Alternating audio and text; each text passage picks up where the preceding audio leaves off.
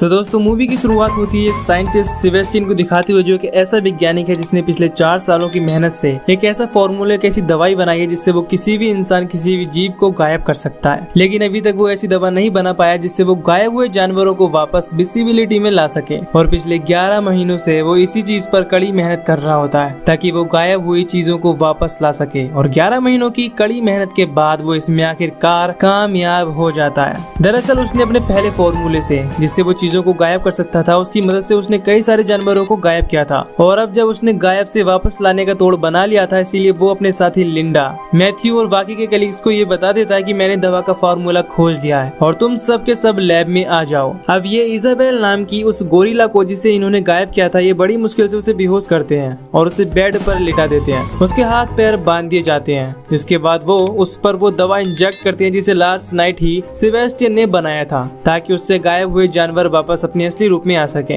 खैर, जब वो उसके अंदर दवा इंजेक्ट करते हैं तो उस गोरिल्ला को बहुत प्रॉब्लम होने लगती है और उसकी दिल की धड़कन बढ़ना शुरू हो जाती है और सबको ऐसा लगने लगता है कि अब गोरिल्ला नहीं बचेगी। पर ये उसे करंट का झटका देते हैं जिसके बाद धीरे धीरे उसकी दिल की धड़कन स्टेबल होना शुरू हो जाती है। इसके बाद उसकी पूरी बॉडी धीरे धीरे विजिबल होना शुरू हो जाती है और गोरिल्ला वापस अपनी पूरी विजिबिलिटी में आ जाती है। ये देखकर जितने भी साइंटिस्ट होते हैं वो सारे बहुत खुश होते हैं क्योंकि उनका एक्सपेरिमेंट सफल हो गया था। अब यहाँ पर जितने भी प्रयोग और जितनी भी रिसर्च चल रही थी, ये सब मिलिट्री के लिए चल रही थी। यानी कि सेबेस्टियन को मिलिट्री द्वारा ही ये काम दिया गया था कि वो कोई ऐसी दवा बनाए जिससे किसी को भी गायब किया जा सके ताकि उसकी मदद से यूएस मिलिट्री पावरफुल हो जाए। पर जब मिलिट्री के बड़े बड़े ऑफिसर्स के साथ उनकी मीटिंग होती है तो सेबेस्टियन झूठ बोल देता है कि अभी मुझे गायब करने में तो कामयाबी मिल गई है, लेकिन मैं अभी उसका तोड़ नहीं बना पाया हूँ ताकि गायब की हुई चीजों को वापस विजिबल कर सकूं और इस सब के लिए मुझे कुछ और वक्त चाहिए। मिलिट्री सुपीरियर सेबेस्टियन से कहता है कि हम पहले ही तुम्हें काफी टाइम दे चुके हैं, जल्दी से तुम इसका तोड़ निकालो वरना हम तुम्हारी जगह किसी और को हायर कर लेंगे। अब जब ये यहाँ से बाहर निकलते हैं तो लिंडा और मैथ्यू वो सेबेस्टियन से कहते हैं कि तुमने झूठ क्यों बोला। इस पर सेबेस्टियन कहता है कि मैं इस दवा को इंसानों पर प्रयोग करना चाहता हूँ। अब सेबेस्टियन चाहता था कि वो अपनी इस खोज का क्रेडिट ले और ये सब वो दुनिया के सामने रखना चाहता था। और अगर वो मिलिट्री वालों को बता देता कि उसने उसका तोड़ भी खोज लिया है तो मिलिट्री उसकी खोज को और सारी की सारी रिसर्च को अपने कंट्रोल में ले लेती। अब सेबेस्टियन अपने ऊपर उसका प्रयोग करना चाहता था और लिंडा और मैथ्यू को अपने इस काम में साथ देने के लिए कहता है, जिसके बाद ये दोनों मान जाते हैं और सेबेस्टियन अपनी बाकी टीम से मिलकर उन्हें झूठ बोलता है कि मिलिट्री ने हमें ये दवा इंसान पर प्रयोग करने की इजाजत दे दी है और मैं इसे अपनी बॉडी पर प्रयोग करना चाहता हूँ। लिंडा और मैथ्यू भी उसका इस झूठ में साथ देते हैं। इसके बाद सेबेस्टियन अपनी बॉडी में गायब होने वाली दवा को इंजेक्ट करवाता है। उसे बहुत तकलीफ होती है लेकिन सब कुछ नॉर्मल था। जिसके बाद फाइनली वो गायब हो जाता है, लेकिन गायब होने की इस प्रोसेस की वजह से वो बेहोश हो जाता है और उसे होश आने में 17 घंटे लग जाते हैं। जब वो होश में आता है तो उसे रोशनी बर्दाश्त नहीं होती। वो कहता है कि लाइट बंद करो। इसके बाद रूम की सारी लाइट्स बंद कर दी जाती हैं। सेबेस्टियन अब पूरी तरह गायब था। उसका चेकअप किया जाता है। उसकी बॉडी पूरी तरह से नॉर्मल थी, लेकिन उसकी टीम मेंबर में जो भी लड़कियां थीं उसे उसके पास अजीब लगता था क्योंकि सेबेस्टियन एक ठरकी टाइप का इंसान होता है। इसीलिए ही लड़कियों को उसके आस पास अजीब लगता था क्योंकि पता नहीं कि ठरकी सेबेस्टियन कब क्या कर दे। अब सेबेस्टियन को गायब हुए 3 दिन हो जाते हैं और अब उसे वापस लाने का यानी कि विजिबल करने का वक्त आ गया था। जिसके बाद उसके अंदर विजिबल करने वाली दवाई इंजेक्ट की जाती है जिससे वो दोबारा दिखना शुरू हो जाए। जब उसके अंदर दवा इंजेक्ट की जाती है तो सेबेस्टियन को बहुत ज्यादा तकलीफ होती है और ये दर्द तकलीफ वैसी नहीं थी जैसी उसे गायब होते वक्त हुई थी, इसीलिए वो विजिबल नहीं हो पाता और मरते मरते बचता है। इसके बाद सेबेस्टियन के लिए एक मास्क बनाया जाता है ताकि सब उसे देख सके। और अब सेबेस्टियन को गायब हुए 10 दिन हो जाते हैं। सेबेस्टियन अपने इस गायब रूप से बहुत ज्यादा परेशान हो गया था क्योंकि जब से वो गायब हुआ था वो ठीक से सो नहीं पा रहा था और इसी के चलते उसकी मैथ्यू से बहस भी होती है। वो मैथ्यू पर बहुत चिल्लाता है और कहता है कि पिछले 10 दिनों में तुमने मुझे जितनी सुइयां चुभाई हैं उसका दर्द सिर्फ मैं जानता हूँ। अब सेबेस्टियन की दिमागी हालत भी कुछ अलग हो गई थी क्योंकि वो पिछले 10 दिनों से गायब है और यहाँ पर कैद है। वो यहाँ से निकलना चाहता था।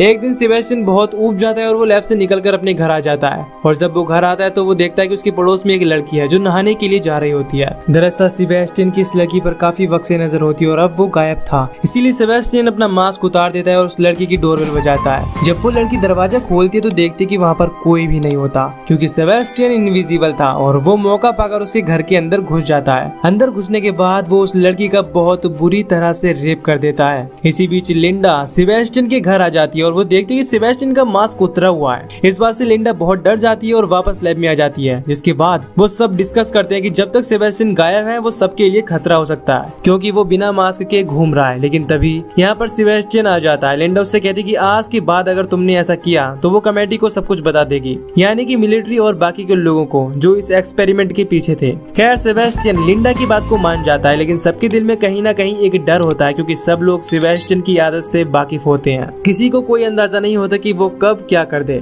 लेकिन ये सब मिलकर तय करते हैं कि वो सेबेस्टियन पर 24 घंटे थर्मल कैमरा से उस पर नजर रखेंगे। अब सेबेस्टियन जानता था कि कैमरे से उस पर नजर रखी जा रही है और वो इस लैब से बाहर नहीं निकल सकता, इसीलिए वो कैमरे से छेड़छाड़ कर देता है और उसमें अपनी रिकॉर्डिंग चला देता है। इससे ये लगता है कि सेबेस्टियन वही है और वो वहाँ से भाग निकलता है। इसके बाद वो लिंडा के घर जाता है जहाँ वो देखता है कि लिंडा का अफेयर उसी के कलीग मैथ्यू से है। इस बात से सेबेस्टियन को बहुत गुस्सा आता है और उसे गुस्सा इसीलिए आता है क्योंकि लिंडा उसकी एक्स गर्लफ्रेंड थी और अब गुस्से में वो उसके घर की खिड़की का कांच तोड़ देता है। लिंडा बाहर देखती है लेकिन वहाँ पर कोई नहीं था, पर उसे शक होता है कि शायद वो सेबेस्टियन था। और जब वो लैब में फोन करती है तो लैब में जो आदमी बैठा होता है वो कहता है कि सेबेस्टियन मेरी नजरों के सामने है, लेकिन उसे ये नहीं पता होता कि वो बस एक रिकॉर्डिंग है। जब सेबेस्टियन वापस लैब में आता है तो बहुत गुस्से में होता है, इसीलिए वहाँ पर गायब कुत्ते को मार देता है। अगली सुबह जब जानवरों की डॉक्टर सभी जानवरों को खाना खिलाने के लिए आती है तो वो देखती है कि वहाँ पर कुत्ता मरा हुआ है और वो इसके बारे में सेबेस्टियन से पूछती है, लेकिन वो कहता है कि मुझे इस बारे में कुछ भी नहीं पता। फिर भी वो कंफर्म करने के लिए सारी वीडियो रिकॉर्डिंग चेक करती है, लेकिन उसमें उसे कुछ भी नहीं पता चलता।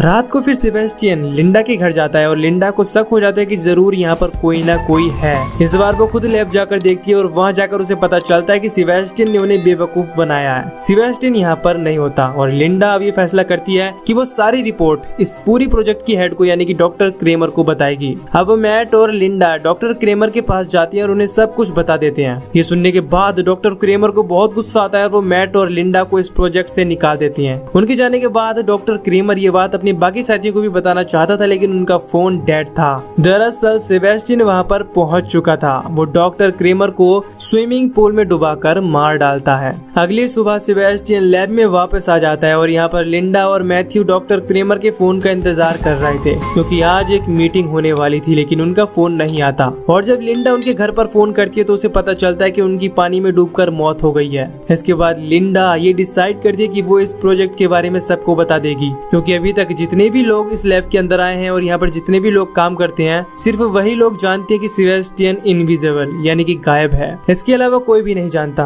अब ये यहाँ से बाहर निकलने की कोशिश करते हैं लेकिन एक भी दरवाजा नहीं खुलता और ये काम सेबेस्टियन का ही था। सिर्फ और सिर्फ सेबेस्टियन की आईडी ही अनलॉक थी। अब ये सब डिसाइड करते हैं कि हमें सेबेस्टियन को किसी भी हालत में पकड़ना होगा और सेबेस्टियन अभी भी इसी लैब में है। जब वो सब यहाँ से निकलते हैं तो जेनिस के पीछे कुछ छूट जाता है और जब वो उसे लेने के लिए जाती है तो सेबेस्टियन उसे मार डालता है। इसके बाद सभी लोग समझ जाते हैं कि सेबेस्टियन हम सबको मारना चाहता है ताकि किसी को ये ना पता चले कि सेबेस्टियन गायब हो चुका है। अब लैब का एक ट्रेसर मैप होता है जिसके जरिए वो उसकी लोकेशन का पता लगा लेते हैं और उसे वहाँ पकड़ने के लिए दो लोग जाते हैं, मैथ्यू और कार्टर। लेकिन सेबेस्टियन कार्टर को जख्मी कर देता है, लेकिन मैथ्यू उस पर फायर करता है, लेकिन सेबेस्टियन किसी तरह यहाँ से भाग निकलने में कामयाब हो जाता है। कार्टर अब बहुत बुरी तरीके से जख्मी हो चुका था और उसे ब्लड की जरूरत थी। सारा ब्लड लेने के लिए जाती है और वहाँ पर सेबेस्टियन आ जाता है, जिसके बाद सेबेस्टियन सारा को भी मार डालता है। वहीं दूसरी तरफ कार्टर की भी मौत हो जाती है और अब यहाँ पर 3 ही लोग बचे थे, लिंडा, मैथ्यू और फ्रैंक। अब ये सब सहरा को ढूंढने के लिए जाते हैं जो खून लेने के लिए गई थी।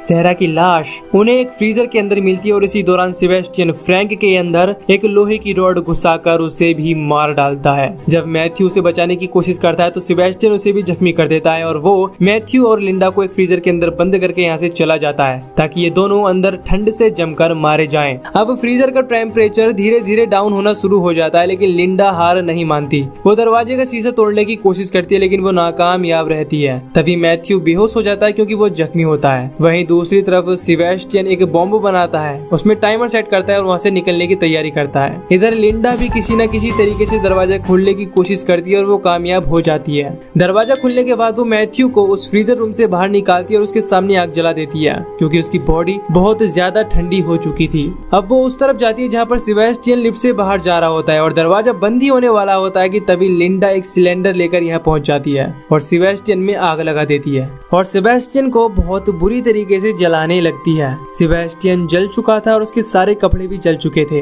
जिसके बाद वो धीरे धीरे गायब होना शुरू हो जाता है। सेबेस्टियन अब बहुत गुस्से में होता है और अब वो सिर्फ लिंडा को मारना चाहता था। लिंडा आग बुझाने वाली पाइपलाइन को ऑन कर देती है जिससे पानी गिरना शुरू हो जाता है और अब सेबेस्टियन नजर आने लगता है, लेकिन वो लिंडा को बहुत बुरी तरीके से मारता है और उसकी गर्दन पर पैर रखकर उसका गला घुटने लगता है। उसका दम घुटने लगता है और वो मरने ही वाली होती है, लेकिन तभी पीछे से मैथ्यू आकर सेबेस्टियन को रोड से मारता है, जिससे सेबेस्टियन वहीं पर गिर जाता है। इसके बाद मैथ्यू लिंडा को उठाता है और वो वहाँ से जाने लगते हैं, लेकिन सेबेस्टियन अभी भी जिंदा होता है और वो उसी रोड को उठा लेता है जिससे उसे मैथ्यू ने मारा होता है। वो मैथ्यू को मारने के लिए जा ही रहा होता है, लेकिन मैथ्यू को पता चल जाता है और वो उसे धक्का दे देता है, जिससे सेबेस्टियन के हाथ में जो रोड होती है वो इलेक्ट्रिक वायर से लग जाती है, जिससे सेबेस्टियन को लाइट पकड़ लेती है और वो करंट से झुलस जाता है, जिससे सेबेस्टियन बेहोश होकर यहीं पर गिर जाता है। इसके बाद वो उस जगह पर जाते हैं जहाँ पर सेबेस्टियन ने बॉम्ब लगाया होता है, लेकिन ये समझ जाते हैं कि इसे फटने से नहीं रोका जा सकता। इसके बाद यहाँ से बाहर निकलने की कोशिश करने लगते हैं। ये लिफ्ट से भी नहीं जा सकते थे क्योंकि सेबेस्टियन ने उनकी हर जगह से एंट्री और एग्जिट बंद कर दी थी, इसीलिए लिफ्ट के ऊपर से इमरजेंसी एग्जिट की मदद से बाहर निकलती हैं और ऊपर जाने लगते हैं। तभी बॉम्ब भी फट जाता है। ये धीरे धीरे ऊपर आने लगते हैं। तभी सेबेस्टियन लिंडा का नीचे से पैर पकड़ लेता है, जिससे हम समझ पाते हैं कि ठरकी सेबेस्टियन अभी भी जिंदा है। मैथ्यू से बचाने के लिए नीचे आने की कोशिश करता है, लेकिन इससे पहले कि वो उन तक पहुंचता, सेबेस्टियन लिंडा को पकड़कर नीचे लिफ्ट पर कूद जाता है और वो वहाँ पर लिंडा से कहता है कि आखिरी बार मुझे किस करो पुराने दिनों के खातिर। लिंडा उसे किस करती है और वो उस केबल को पकड़ लेती है जो लिफ्ट के साथ लगी होती है, जिसके सहारे लिफ्ट ऊपर और नीचे आती है। अभी यहाँ लिंडा बड़ी ही चालाकी से एक ट्रिगर दबा देती है, जिससे सेबेस्टियन लिफ्ट के साथ नीचे गिर जाता है और बॉम्ब की वजह से जल रही आग में झुलसकर मारा जाता है। अब लिंडा धीरे धीरे ऊपर आ जाती है और मैथ्यू उसे पकड़ लेता है। यहीं पर ये मूवी खत्म हो जाती है। तो दोस्तों, अगर आपको ये मूवी की एक्सप्लेनेशन पसंद आई हो तो वीडियो को लाइक और चैनल को सब्सक्राइब कर दीजिए। बाकी मैं मिलूंगा आपसे न्यू वीडियो में। Till then take care, love you, bye bye.